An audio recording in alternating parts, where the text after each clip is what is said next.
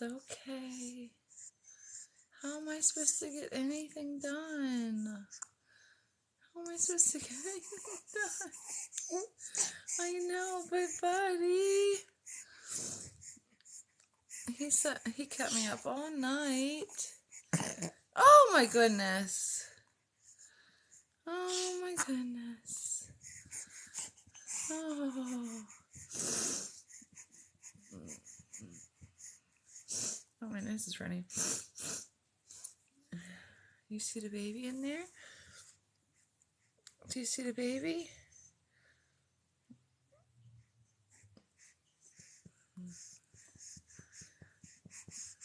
This little guy kept me up all night. And I literally have like an hour before the kids get home. He kept me up all night. And he still won't take a nap. Please?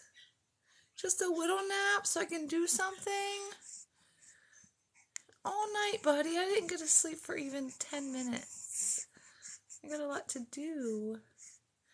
Do you see that cute little guy? You see him? See, I was crying. I'm trying to calm down. You're so cute. You're so cute. Calm down, buddy. You're okay.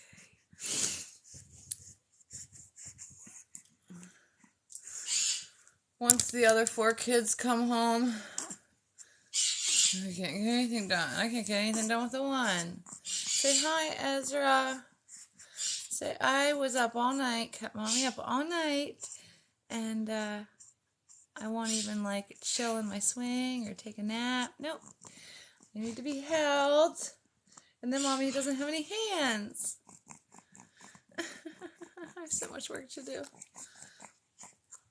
Christmas tree isn't decorated. I have to clean the whole house. I still have to go shopping. I still have to make cookies. Like, my to-do list is so long because baby, and the kids kind of got sick one after the other. He's just getting over it. I got it. Daddy got it. So between everybody, it's just been, we got the Christmas tree up, not decorated. All the boxes are in a pile over there. House isn't decorated. Haven't made cookies. I mean, it's just like, I'm starting to get a little stressed. Normally, the whole house is decorated. All the boxes are put away. Like, normally I'm ready for I'm done with all the decorations in the tree weeks ago. But, this happened. Look at his hair from him throwing his little fit. Do you have something to say? What is up, dude? What's the deal? Can't we, like, chill? Can't you sit in your swing while mommy does something? No. You start screaming. When you scream like that, I can't concentrate. I know. Do you have anything to say? Say hi. Can you say hi? Can you say hi? Can you say hi? I want to smile. Where's the baby? Where's the baby? Where's the baby? No. Can't see that. Did I get a comment? Yes, he is. His name's Ezra. Ezra Matthew. He's my 6th baby. He's number 6. 5 boys, 1 girl. And then I have my oldest, my daughter-in-law. She's in college. So we have 5 here at home. All 12 and under. And my firstborn passed away. So my mom is 7, but 5 in the home. 1 in heaven, 1 in college. Right, bud?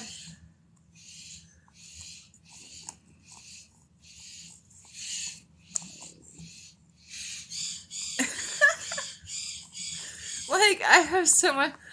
All night, I was up with him. Like, this was us all night, 24/7. And I just put him down for his, like, he hasn't napped today. So I put him down. He was asleep long enough for me to put makeup on my face for the first time since Thanksgiving. And I walked down the steps and he's screaming. And I'm like, he took a 5-10 minute nap. Dude. Well, maybe if we're lucky, he'll take a little nap so me and your siblings can do cookies. We gotta cook cookies tonight. I have to do stuff for Christmas. I know you don't know what it is, but like, you know, we have cookies and spend time with family. Look at the pretty Christmas tree. You gotta help me decorate the Christmas tree. He's getting so big. I don't know if you guys were on my lives before, but like, he was born October 1st. He was teeny, teeny, tiny. And look at him. Look at him. He's a big boy. So big. They tried to scare me to death, too. They told me that he had a genetic abnormality. And, you know, tried to, I'm not even going to, like, go into depth, but, like, they literally, I got discharged, so I got discharged on a Wednesday, went in on Thursday, you know, just to do the checkup with the pediatrician's office. Didn't see his pediatrician, but somebody else, woman doctor. She was amazing. She said he looked perfect. And then that was Thursday, first full day home.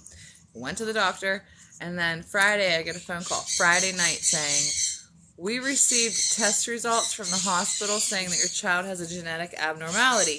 And I'm like, test results from the hospital? Why didn't I get the test results while I was in the hospital? The whole thing just seemed wrong to me. And he was like, you have to go to the University of Maryland right away. He acted like it was a dire situation. And I was like, no, calm down. You know, I'm an experienced mom. You're not going to scare me into this. Like, I want a second opinion. I want to call the hospital to verify that these tests were actually done. Because he pressured so hard. This was a Friday, and he wanted me to go to the University of Maryland on Saturday. And then I had to argue for hours on the phone to get them to agree to draw the blood at their office, you know, in town. I had just given birth, sunny side up. I mean, it was bad. Anyway, they put us through, and if I wasn't an experienced mother, I would have been terrified because they said, you know, he had this terrible genetic abnormality. I knew it was a bunch of, I've been through a lot with the medical, yeah. Anyway, I knew something was, I could feel it in my gut. Nah, something's wrong here. So I kept having to go back and forth with his doctor's office. The doctor didn't want to hear anything I had to say. He's like, my way or the highway. Basically, you go to the University of Maryland, no ifs, ands, or buts about it. I was like, I can't even drive. I just gave birth. Like, come on. No, I'm coming to your office to get the blood work. So that Saturday we go in. So that's the next day. So I went Thursday, phone call Friday. We go in on Saturday on the weekend to get the blood work. And they couldn't draw the blood because he was like 5 pounds because, you know, he was really little. And then, you know, how they lose a little bit of weight right after they're born. And his veins were so tiny that the blood just clotted and they couldn't draw the blood. So the tech, I mean, it was traumatizing watching them try to do this. I spent like 20 minutes trying to do it, and finally I was like, no, stop. It's not working. She's like, yeah, the blood's clotting. And then when I went downstairs to talk to the people at the desk, I was like, listen, his blood was clotting. We can't draw blood for further testing for this genetic abnormality right now. And she's like, okay, we'll come back Monday. And I was like, Monday? It's Saturday. There's no way. He'll still be too small. Give us at least a week. She's like, I'm putting you in for Monday. And I was like, well, we're not coming. So then I call on Monday, and I'm like, just calling to let you know, we're not going to be there on Monday, but we'd be more than happy to come in a week. I want to give it a week, just, you know, for him to get a little bit bigger. And she's like, okay, well, I'm going to put you down for refusing treatment. And I said, no, I'm not refusing treatment. The lab tech literally said she could not draw the blood. It's impossible. We'll be back in a week. Schedule us. She's like, I'm putting you down for refusing medical treatment. And I said, do not do that. I told her this over and over and over again. You're not going to believe this, but I'm going to tell you because this is how corrupt this system is. So this was Monday. On Tuesday, I am in the house, like, This is days within after me being discharged. I'm in the kitchen on my hands and knees scrubbing the floor, and I hear bang, bang, bang on my door. Sounded like the police or something. And this woman's like, "Are you April?" And I was like, "Yeah." She's like, "Ezra's mom?" And I'm like, "Yeah." And she's like, "I received a phone call from your doctor, the doctor that had never laid eyes on this child.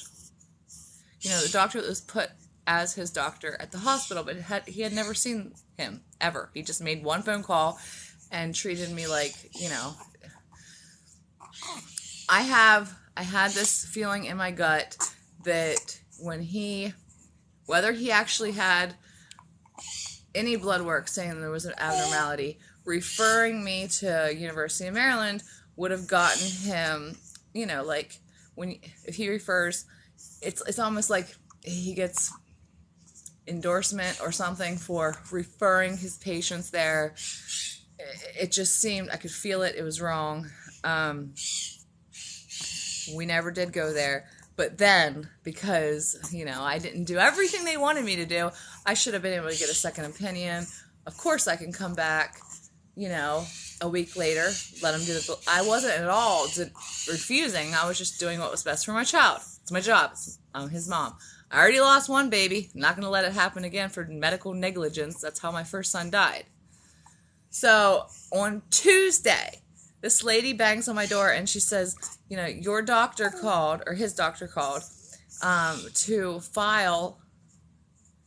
He called CPS or social services, or CPS. She said we're social services. CPS, social services, same thing. She came here and said, if you don't, you know, basically do what we say and like work with us throughout this investigation. I was like, what investigation? She's like, for medical neglect, because we received a phone call from your doctor saying that you refused treatment. I was like, refused treatment? We were in there Thursday. They said he looked perfect. Friday, we received a crazy phone call where the doctor wouldn't even listen to me. Saturday, we went in for blood work. My poor baby has bruising on his arms because they couldn't draw the blood. And I agreed to come back next weekend. What are you talking about? Well, because I went up to the lab and the tech couldn't draw the blood, they had claimed that I left the office that day refusing all treatment, which I could have done. You know, like medical neglect, you hear about it Friday, you go in on Saturday, do everything. Anyway, it was insane. It was absolutely insane. They put us through hell.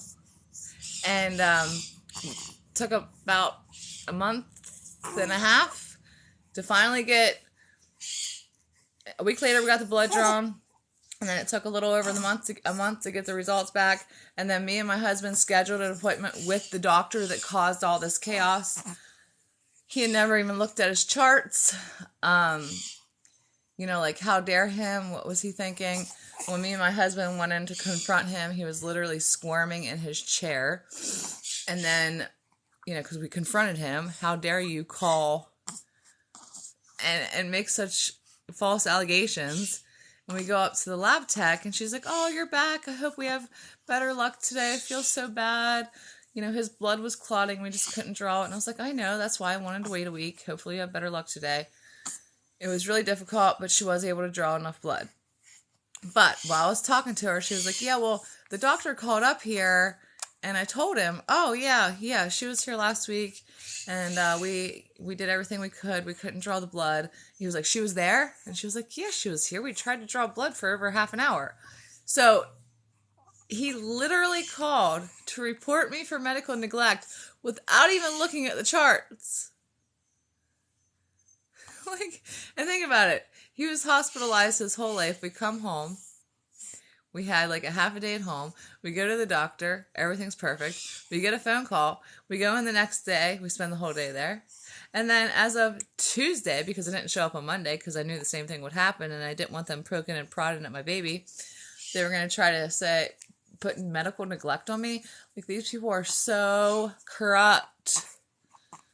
You know, like if you say, if they say, you know, they call you and say, hey, genetic abnormalities showed up from tests from the hospital. If that's so, the hospital would tell me. I know all the nurses up there. I've had 6 babies up there. They all know me, especially since my firstborn absolutely tragic. The nurses up there will never forget me. They would have told me. There was no blood work that showed genetic abnormalities from the hospital, which was another lie. I mean, it's just crazy. It's just crazy. Absolutely insane. But yeah, he was cleared of everything. Obviously, there's nothing wrong with this little guy.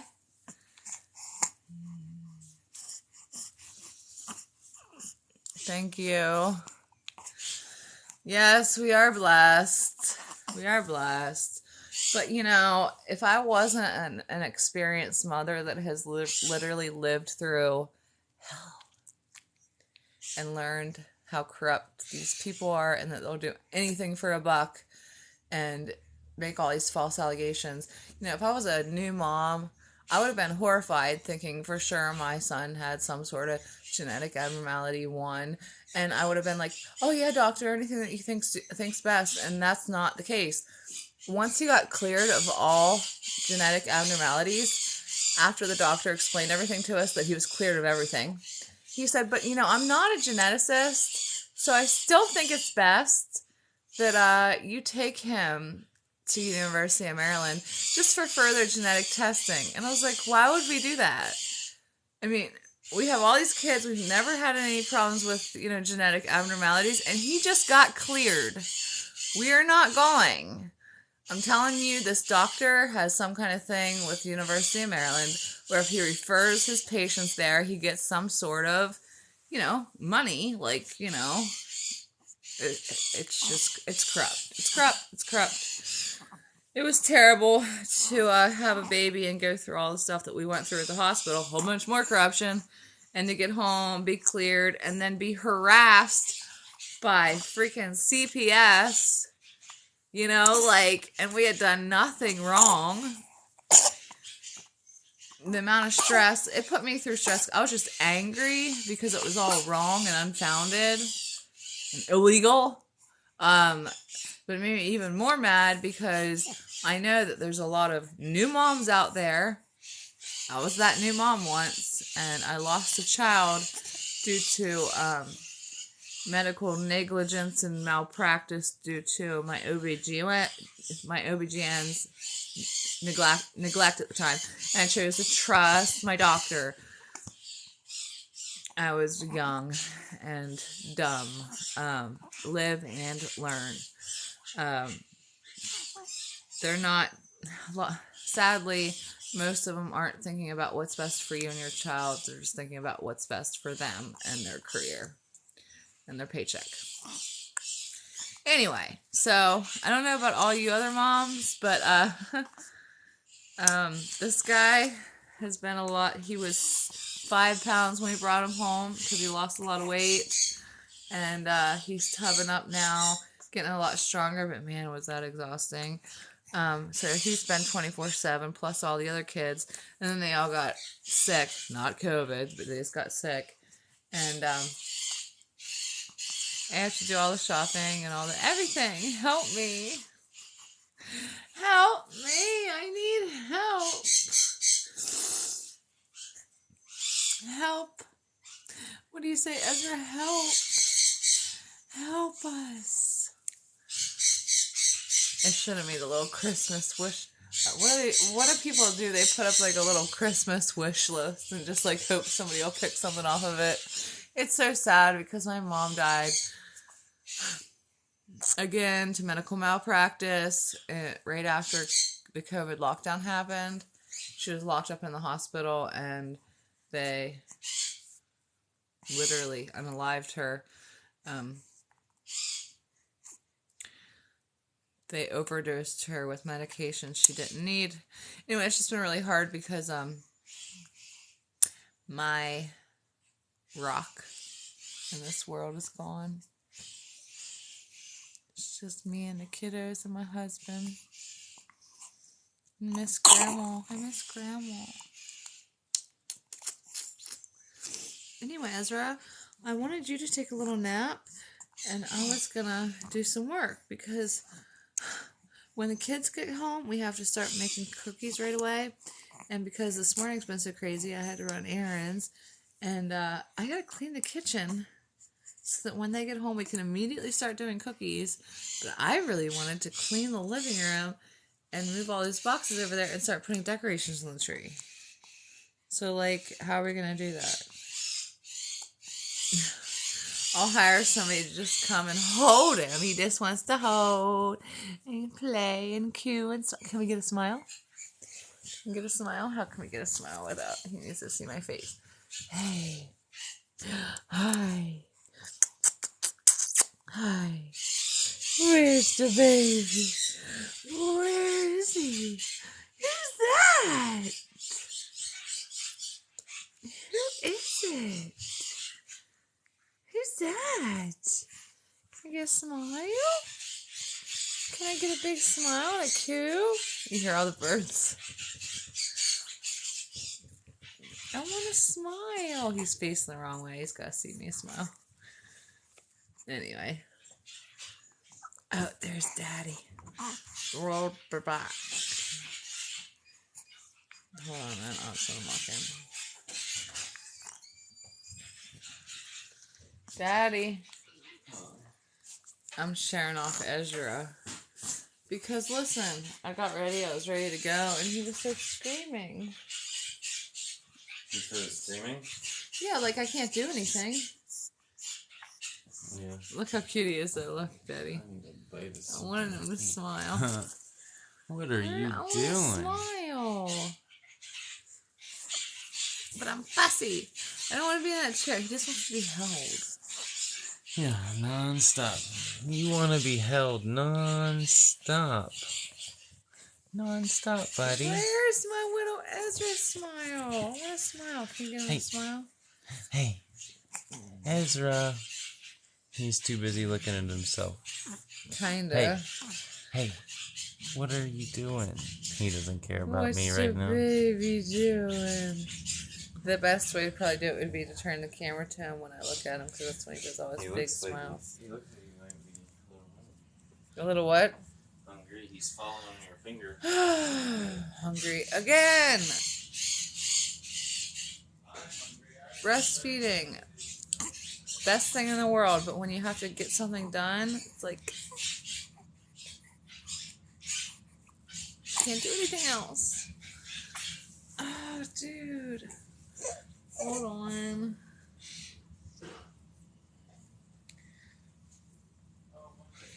What?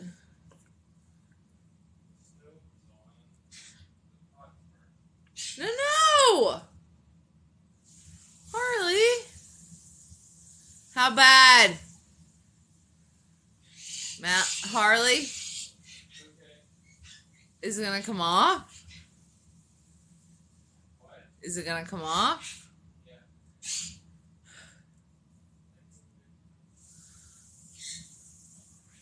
Is it black? Hello? Is it black? No, I think it's okay.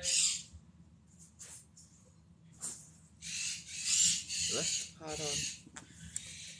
Where's my coffee? Anyway, yeah, I have to get brown sugar.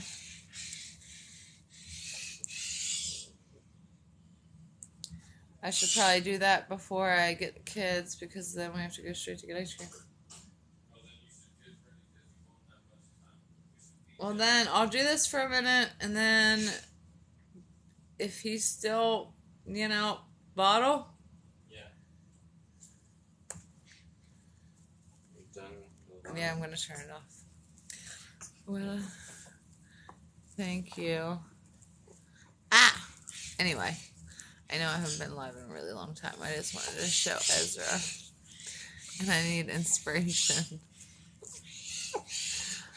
I miss my mom. I need help. I have an amazing husband, but he works a lot, so, And, out of my 5 kids, I have 1 girl, and the rest are boys, and they just, they're tornadoes. They love to break things and destroy things and put holes in walls. Do your boys do that? ages 12. Oldest son, no, my oldest would have been 14, but he passed. 12, son, oldest living son, and then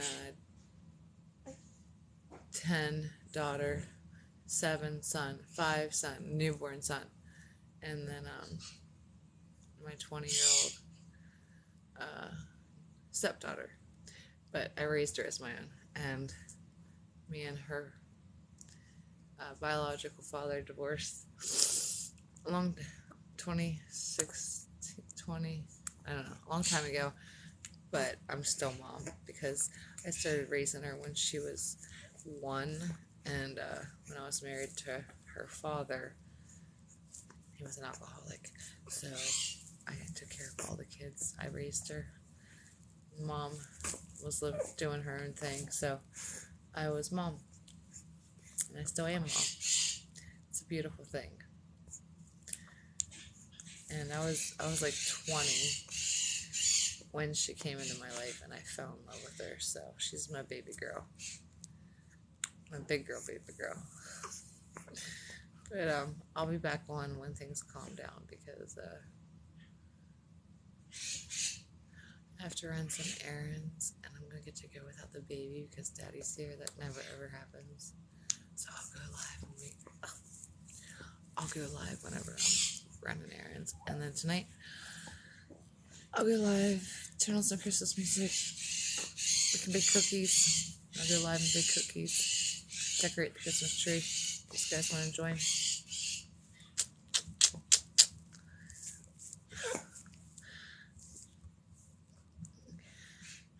I go through phases. Like, I love, when you're isolated in a home with all these kids, it's enough to drive you nuts sometimes, but sometimes you're so overwhelmed that you're just like, you want to get on, but it's just like so draining. And anyway, but it's good. It's good for my mental health because I need friends. Like, I'm locked in this house with these kids all the time, and it's a blessing, a really big blessing. But I've been through a lot. Losing my mom broke my heart inside out, side up, side down, side. So it's really hard, especially around the holidays. Like, I miss her so much. She didn't get to see Ezra, and it's just really sad. Especially the way she died. She didn't have to die. She went to the hospital with low sodium and came out dead because they overdosed her. They overdosed her so bad that it caused her brain to fry.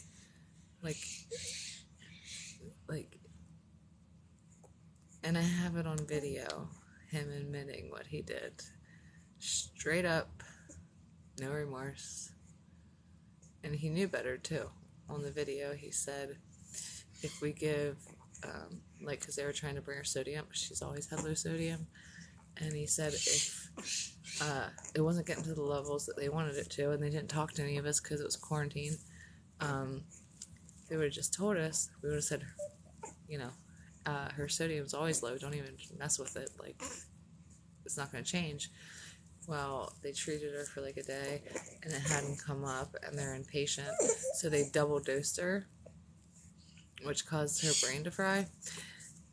Well, I found out later, they said she was going to be brain dead and die, and when we wanted to talk to the guy that did it, I recorded, and he said he could hardly speak English, but he said, when we were in medical school, we were taught, too high, brain fry, and that's what happened to your mom. So I was like, so you were taught that too high, brain fry, and you did it anyway?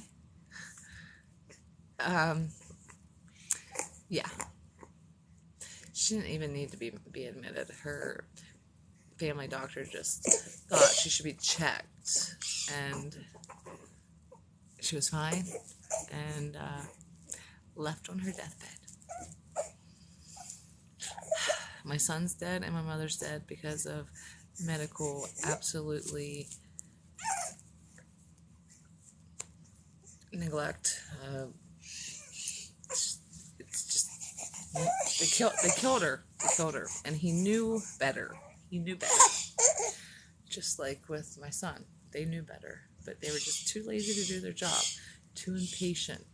They don't care what's best for the patient. They just, not all of them are like that, but a lot of them are. And when the whole family's locked out of the hospital, we're not there to oversee. That's so illegal because you cannot make those medical decisions without somebody there saying, like, listen, she has high sodium, and this is the, like, I want a second opinion, and this and that. We're supposed to make choices. Medical tyranny is when your loved one is locked up and nobody is called or informed what's going on, and they just make all the decisions on their own. Yeah, that's not the way it works. So it's harder to make peace with situations like my mom didn't have to die, and my precious baby definitely didn't have to die. Completely preventable if doctors just, took a little bit of time to think or maybe look at the chart. Anyway, I'll be back. Love you guys. I'll be back.